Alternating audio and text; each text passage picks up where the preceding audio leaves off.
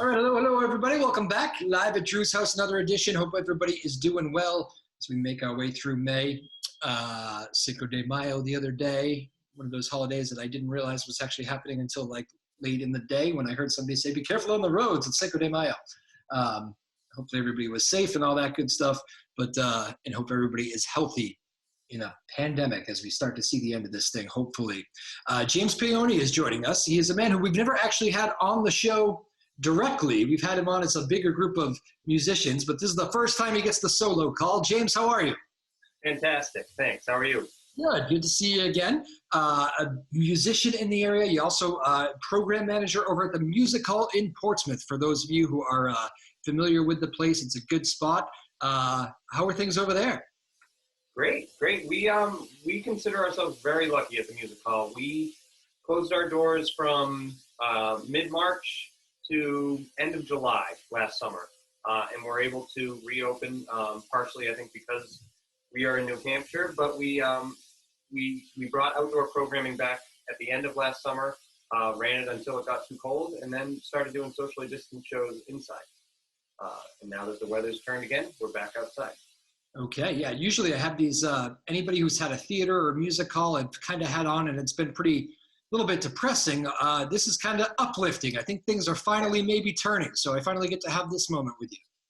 Yeah, we're super excited. The summer is like fully booked for us. We have our series called Live Under the Arch out on Chestnut Street, and we've got 30 plus shows already booked, and probably another 6 or so before the fall comes. I have taken in one of those shows. It's a fantastic little setting. I think you guys had I think you had Ryan Montbleu last year, if I remember correctly. Yep. Yeah, that was a great one. It was great. There's the dog. Mookie's really making an appearance here today. He was just taking in the sunshine outside, but that'll happen. Yes, but it's a great little thing. You guys did a really good job of adapting there in some tough times. Everybody outside, everybody gets a table. You stay with the people you came with. I thought it was a very good job there in Portsmouth. Who came up with that idea? And you just had to move on the fly, right? Yeah, exactly. Yeah, and last year, the way that we threw it together was very much emergency program. Like, what can we do to keep music alive in Portsmouth? Keep bringing in programming, keeping musicians employed, as well as our own staff, our operations team, our marketing team, everybody. It was definitely a collaborative effort to put on this Live Under the Arch. I don't even know who coined the term, but it stuck as soon as we said it. I think in just a kind of a brainstorming meeting. We have this big public arch out on Chestnut Street that was a gift to the city, and it works really well. It's a wayfinding thing in town, so it's easy to find once you get here, and the music has been great. So it's a special night, and we're doing about 3 or 4 a week starting in June. We've got 4, 5 in May, and then once June comes around, we'll be full steam ahead with, more often than not, there's a show out on Chestnut Street. All right. Headphones, you're halfway through. You've turned to the headphones. It's a beautiful thing. Magic of technology. Yeah. Right? So you were saying the arch. The arches are a great thing, by the way, because I had not been to your place. That was the first time last summer, just trying to get out of the house a little bit. And somebody said, go down that street, look for the arches. You can't miss it. And it was very good advice. So.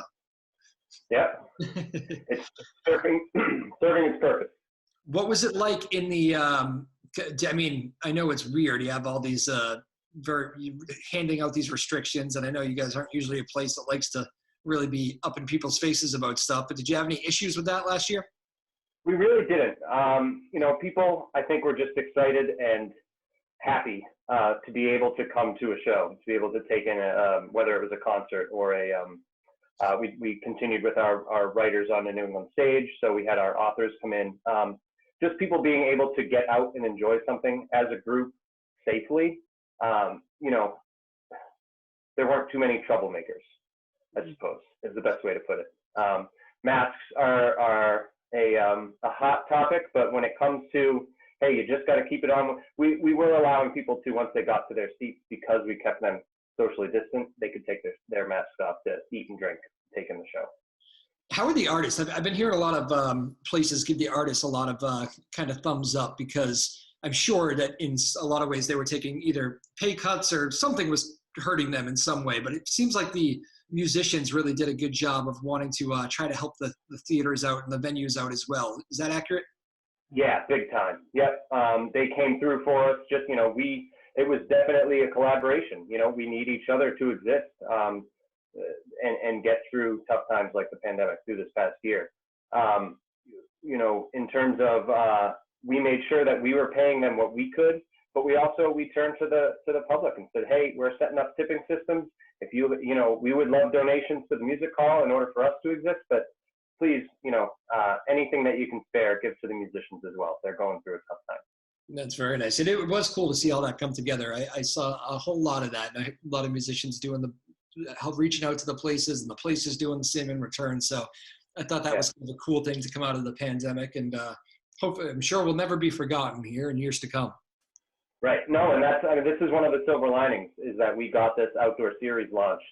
And now, as I said, we were kind of in panic mode in last summer and fall. Now we've been able to put some money into this series. We've got a brand new stage. We purchased all new furniture, lighting system, sound system for out on Chestnut Street. So it's much less thrown together. It's gonna really look awesome out there. It was kind of a hit too. There is something about just hanging out in unique places outside, almost like just on a what might not have been a happening street beforehand. I mean, it's a happening street, but it's not a concert street. It's kind of a cool idea. And here this thing's born. Maybe you stick with it for a long time to come.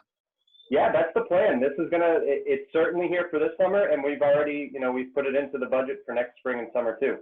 I made this joke when we were in our planning sessions a few weeks ago, that hopefully when we get our artists in on stage, they're not going to say, hey, look at this cool alley that we're in. You're not going to feel like you're in an alley in downtown Portsmouth. You're going to feel like you're at an actual music venue. You know what else too? For those of you who haven't been, and go check it out if you can, because it is a cool little venue. Is it technically a venue? It's a street, right? But you make it a venue. Exactly. It's a pop-up venue. Yep. But you know what? That was really cool. It is a street too, and it's kind of an intersection. So you actually have people that are kind of walking. There's alleyways to walk through outside of the street. And I did notice a lot of people walking by kind of saying, well, this is pretty cool, and just kind of stopping for a few. And I thought that was kind of fun too. Yeah, definitely. We've got enough tables out there, and the fact that we do two shows. We do a 6 o'clock and an 8 o'clock. So if the 6 o'clock show is sold out and passersby are coming by, we're able to say, hey, yeah, box office right at the top of the street. You want to come back? We have a later show. So go get some dinner, go get a drink at the bar, and come back for the later show. We sold a ton of tickets on day of walk-up sale. Wow, that's great. And so it's cool. It's kind of a nice atmosphere. I liked that. It's kind of a happening city anyway. I've always said if Portsmouth is like kind of one of those, it's not a hidden gem, obviously, but I think some people, if you live in like a Boston suburb or something, you don't always think about like going to Portsmouth, and like it's a really, really cool city. It is, yeah. There's a lot going on. I think there's more restaurants in Portsmouth per capita than like anywhere, at least anywhere in New England. It's got to be the densest restaurant area, which that brings people out, as does venues like the Music Hall and 3S Art Space. Does a lot of music as well. And your place included, your place included. I mean, all these music acts. It's some cities are better, and you're a musician yourself. Some cities are better at having live music than others. So some have the right setup, and like live music could bloom here, and then you have all these places that don't have live music. Portsmouth does a good job with it. Yeah, and I would give a lot of credit to the city staff, the city manager, the city council. They understand the value of live entertainment, live music, live comedy. Anything that's going on in town is going to bring people and help the community grow, help commerce. Especially post-pandemic, I hope, because I think so many people are realizing how much they miss that live entertainment, and it's probably going to be a bigger market for it than ever, I would think. Hopefully we can just explode all this stuff. Yeah. I mean, that's why we programmed as much as we did this summer. We're still following existing guidelines, so tables will still be, socially distanced. Masks will be until they aren't anymore. Masks will be required. And as I said, almost every other night, once we get into the heat of the summer, there's going to be live music outside, which is going to be super exciting for Portsmouth. It is great. Talk a little bit, because people might not have caught the show you were on before with that group of musicians. Being a musician in a pandemic, you have your own music, and feel free to promote anything you'd like about it, where people can find it. But what's it been like playing music and trying to make money and a career off it in this environment? Oh, it's been tough. You know, a lot of what we talked about in that show was that New Hampshire seemed to take that approach of, you know, I guess riding that fine line, you know, between, you know, yes, we're going to do it safely, but we're going to find a way to do it safely instead of just shut it down. We'll wait for it to get back to normal. You know, you can't, there are certain things. It's not like, you know, working touring musicians are at a point where they can say, I'll just take this year off. I'll just sit on my laurels and I'll wait it out. You know, we don't always have that liberty. So you got to get out and find those gigs. Someone like Chad Verbeck, whose band Rock Spring is playing next Saturday at this Live Under the Arch series. He hasn't played with Rock Spring because it's been incredibly difficult to put a band on stage, but he's kept his solo career going. And a lot of guys have done that. A lot of folks. Kate Redgate's another one who's coming to this series. Who she did her solo stuff. She did a lot of live streaming, that's something that I did too from my house as often as I could until I kind of got back to working my day job. It was just playing when you can play and finding venues, whether it's staring at a little green dot at the top of your computer screen or actually getting to see people out and about. I mean, it's been a crazy year. I ask all the musicians, because I've heard a lot of this going around about, maybe you know people, maybe you don't, but people have had to make that decision. Maybe they don't have something else going on where, you know what, I have to find something else. I have to stop playing music. And you know people like that?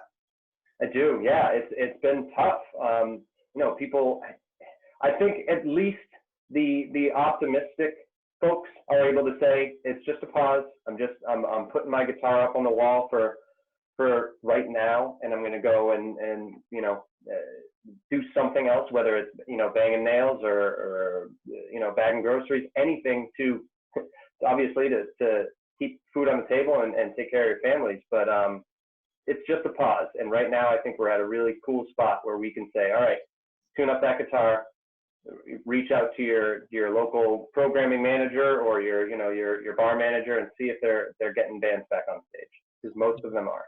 Again, we're joined here by James Peony of the Music Hall in Portsmouth. It must have been kind of rewarding for you to have the Music Hall, though, because not only do you have another job to help you along here through these tough times, but also you kind of get to work in those same circles and say, I'm going to find a way to keep music alive. There must have been some sort of rewarding feeling about that. Oh God, yeah. Yeah, I mean, we're lucky enough that we had the staff to be able to say, all right, you guys focus on raising funds and making sure that we can keep the lights on so that when those musicians are ready to come back or those folks are ready to come back into these seats, we're gonna be here to welcome them back in. And we got lucky enough that we didn't even really have to take that long of a pause before we could say, all right, we've done our homework, we've looked at our safety protocols, made sure. I mean, we just got a new HVAC system in that was already kind of earmarked to go in last August. So that was super, super lucky. You know, we're very blessed to be able to have stayed open throughout all of this. And it's been quite an experience. What is the feeling you think from let's go back to the musician's shoes for a moment. Like, what are you feeling here as we start to climb out of it? Or is it complete optimism and yes, let's move forward, I'm more rejuvenated than ever? Or is it like kind of like, damn, that was a tough year and it really took a lot out of me and I saw some people, you know, lose it all?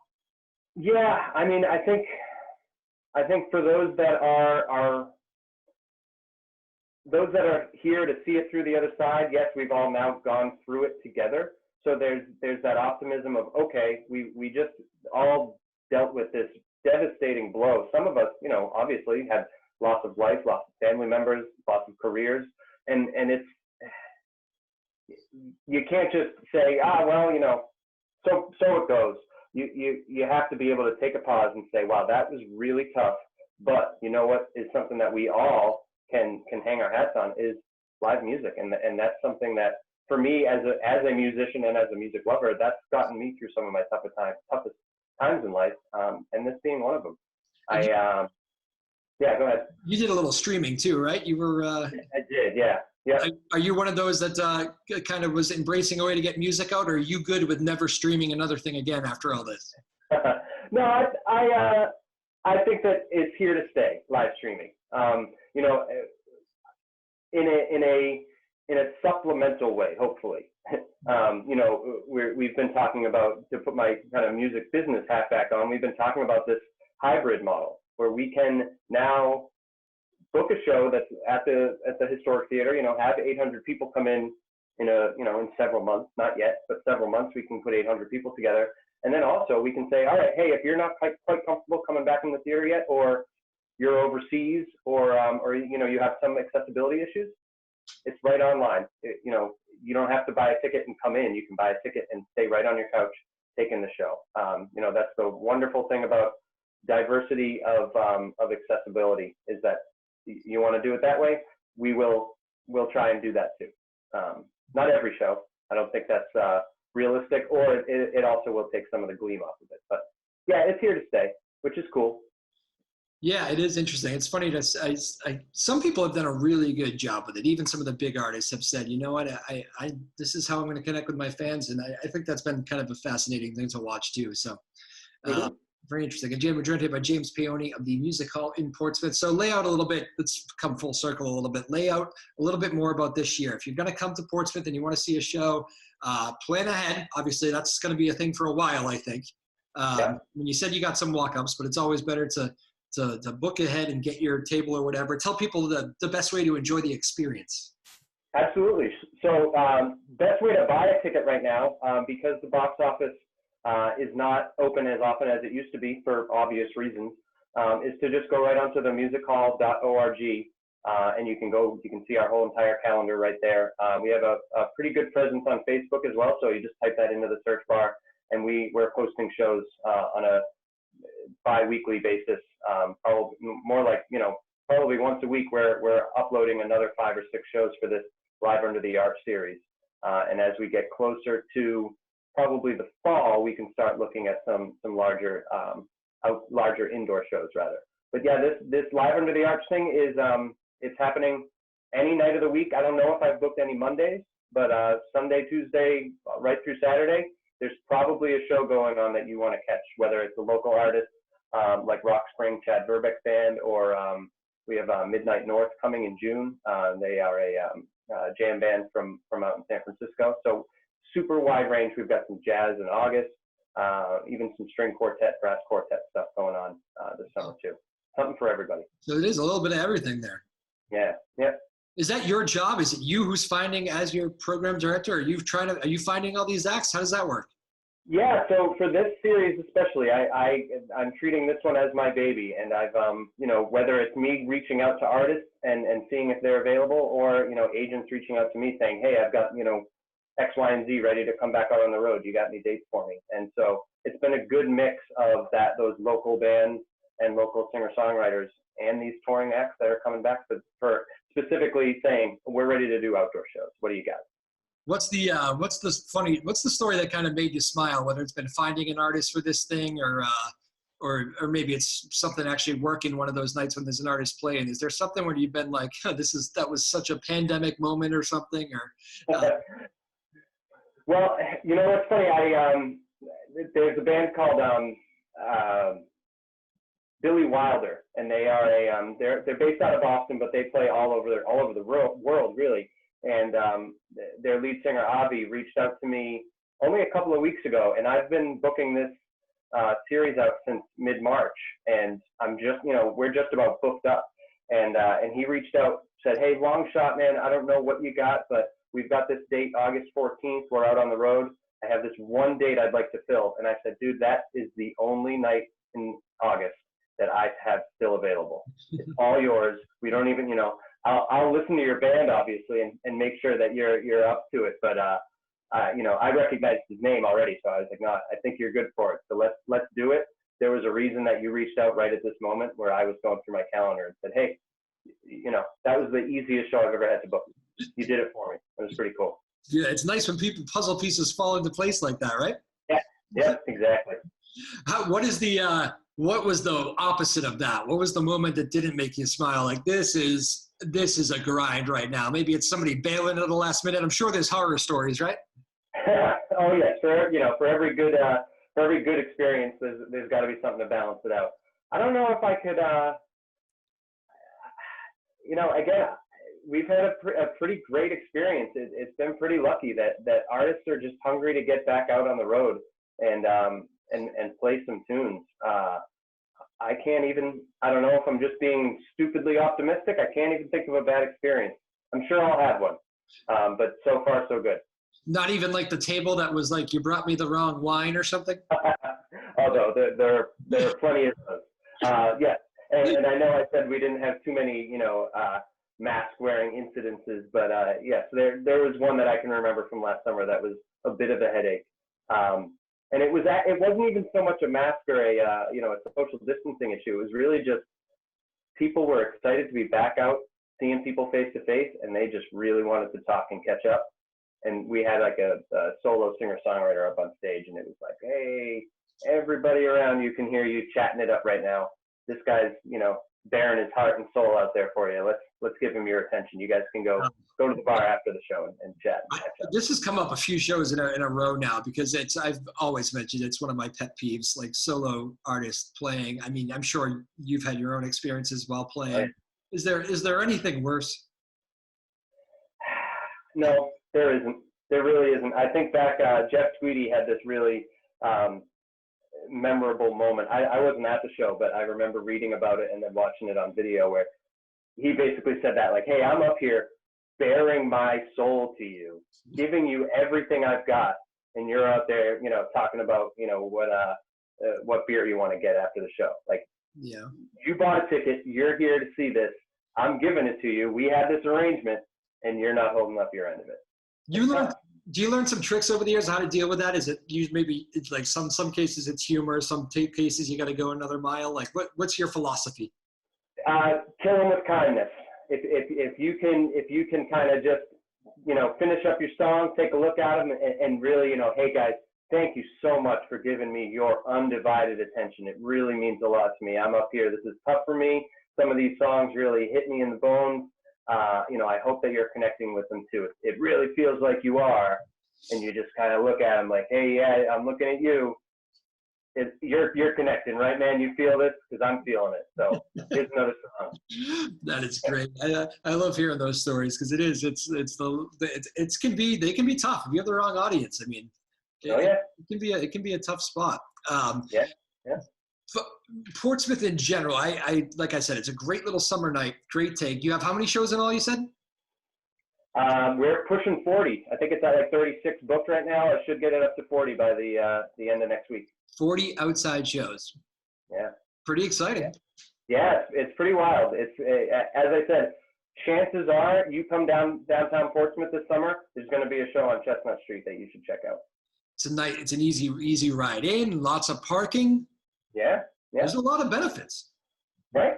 And one thing I should mention, that all of these shows, in the event of a rain out or any type of weather that would cause us not to be able to have the show out on Chestnut Street, it moves into our historic theater that seats 900, and these shows we're only selling about 100 tickets for.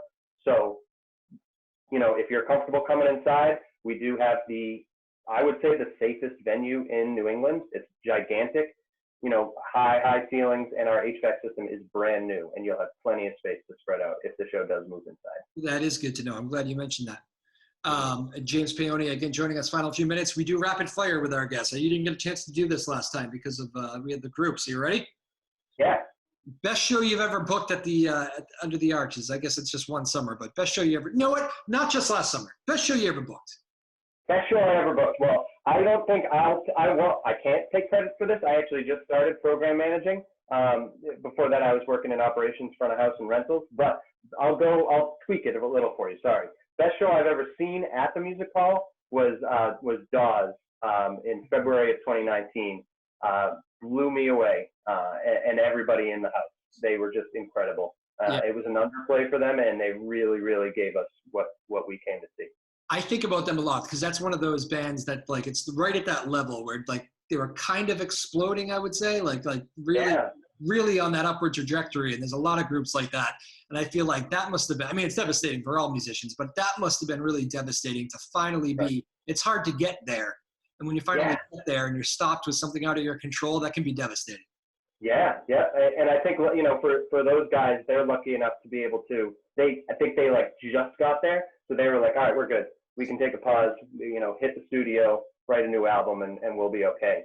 But yeah, some of those up and comers that were like right about to break, you know, hopefully they've made it through and they're you know, they haven't hung it up, because I'm sure some of them have. I'm sure you know some. I know I do. I know some really great musicians who kind of just packed it in, and you know, maybe. And I'm God, they're so special, you know. Right. Yeah. It's a bummer. A lot of hidden talents among us. All right, so we did the favorite show. Favorite venue besides your place? Ooh, I'm gonna go with the Wang down in Boston. Yeah, that's a good one. Incredible shows down there. Yeah. Favorite musician, who like inspires you? Favorite person? Paul Simon has always been my go-to guy. You know, ridiculously good songwriter. You know, brought world music to the pop stage. Just, you know, he's got it all. Favorite big concert you ever went to? Was it like one of the early ones when you were a kid that made you starstruck, or what was your like favorite concert? Favorite concert was Stevie Wonder at the Garden, and that was only a few years ago. But he was a bucket list guy for me. Always wanted to see him. Got to see him, and he didn't disappoint. You know, I'm not a big arena venue concert guy, but you know, where else are you going to see Stevie? Yes, yeah. He won't be playing the small clubs. No, we won't get him at the music hall. Not yet. You never know. When you were saying bucket list, I always think about. I'm glad you did that. I had my moment with. I remember probably, I don't know, maybe pushing 10 years ago now, but I remember Prince came through Boston, and he was a bucket list for me, and I said I'll catch him next time because my family was in Maine, and they ended up jetting up to Maine. And I still think, I mean, I'm a huge Prince fan, and I kick myself every time I think of that night not going to that show. Yeah, that's the danger of you know, living that life is, you know, you don't know when it's gonna catch up to you, and that it sure did for Prince. Yeah. What artists, you mentioned Dawes, and they're kind of I guess in the same realm of this conversation. What artists has like kind of reached you during the pandemic? Maybe like a new artist that's gaining your attention. This band called Neighbor, and it's Richard James, his old band, Richard James and the Name Changers, used to play the Grog a lot where I worked, and he's got this new band Neighbor, and they are one of my favorite jam bands. And they're more than a jam band, you know. They do Elton John, Billy Joel. They do a ton of covers and really interpret them and make them their own. But their original music is blowing me away. They're gonna blow up this summer, I think. Now that festivals are back for this summer, they're gonna be on everyone's list by the end of the summer. All right, predictions. I like that. You worked at the Grog. I don't think we had that conversation.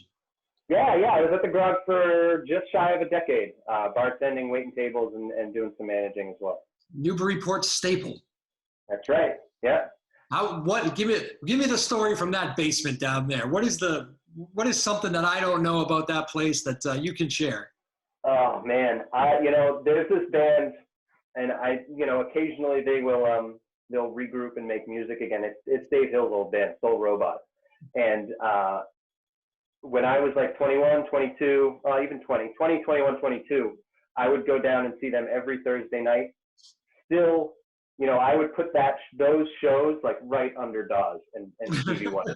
Those were some of my most memorable, made me realize how important music was to me, was listening to Dave Hill's band Soul Robot, and just the fact that, wow, I'm seeing these guys, some of the most talented musicians I probably will ever meet in this tiny little dingy, basement, and just blowing us away. Wow, that's about as good a compliment as you can give a band member right there. Huh? How about that? Fantastic stuff. Last final minute. Again, I wanted you to give any other information you want about the theater, but also where can people find your music, follow you on social, that sort of thing. Feel free to give anything you want. Awesome. Yeah. So please do visit themusichall.org and check out the super dense lineup we have this summer. But also, I'm on Facebook. My music is up there. just James Paone, Paone. I have my personal page, which has a lot of my live streams, but my musician page has some videos up there too. So feel free to reach out. I am playing down at Newburyport Brewing Company for the Bob Dylan celebration end of this month. I'll be playing a few Dylan tunes. Oh yeah, I saw that advertised. You should probably have Chris Webb on to talk about that too. He's runs I think Kevin Kelly is putting it together. So see if you can get Chris and Kevin together to talk about that. It's gonna be a great day. Yeah, it seems like a cool idea. Yeah. To get down there and forget. James Peony, have a great rest of the spring, man. I appreciate you taking some time. Have fun running the music hall in Portsmouth. Thank you so much. Go see a show, folks. It's a good time. See everybody live at Drew's house. Bye-bye now.